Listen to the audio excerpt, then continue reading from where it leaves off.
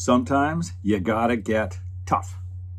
I'm not usually talking that way. I'm usually talking about being nurturing, affirming, and supporting teams to a better place. What you usually have to do is bring good skills and affirm them into existence.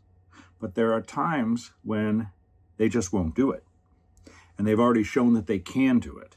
And I'm going to give you an example of that. But when that happens, there comes a point where you can't ask anymore. You can't keep hoping. You have to step up and make them do it. So here's the case. It was an interview prep. I was preparing for a big pitch and lots of money at stake, really good presenters. And I'd had private coaching with the individuals. So the skills that I was talking about, I knew they could do.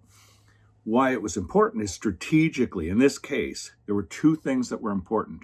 Because of past feedback with the same group, they want to be seen, they want to be heard, they want to feel like they were cared about, and they want to see your passion. So guess what? We're doing these rehearsals, and I'm in the audience, and nobody's ever looking at me, and I'm not seeing their passion. Now, each of these people was able to do that and deliver that quality in private coaching, but not as a team, not as a group.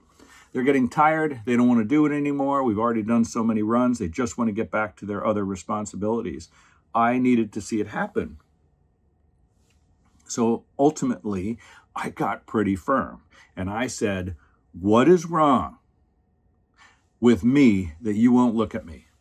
Why will you not look at me? I'm sitting right here. You know that my goal is to feel included, and no one will look at me. And I stopped the group right in the middle and said, well, start again. I don't care if you got other things you have to do. You are going to see me and you're going to make me feel seen. And you're going to show me that you love this project. And we're going to do it as long as it takes until we get there. The very next time, boom, they did it. Now, what was the holdup? Was it that they didn't want to or they didn't know how? It was something internal that was making them feel uncomfortable expressing and doing what they knew how to do with the team. With everybody present, the rehearsal felt strange, and one person even said, hey, I'll do it at the interview. I'm like, nope, you're going to do it here.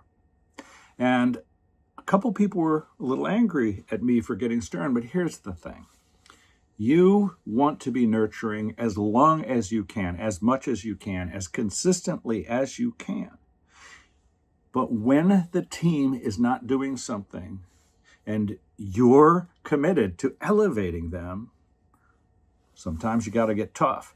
And when you do, you can push them across the line so that they can know in their heart and in the muscle memory of their experience that they can do what they have to do. And you darn well want to do that in your rehearsals and not just rely on the big moment as the time that everything will come together.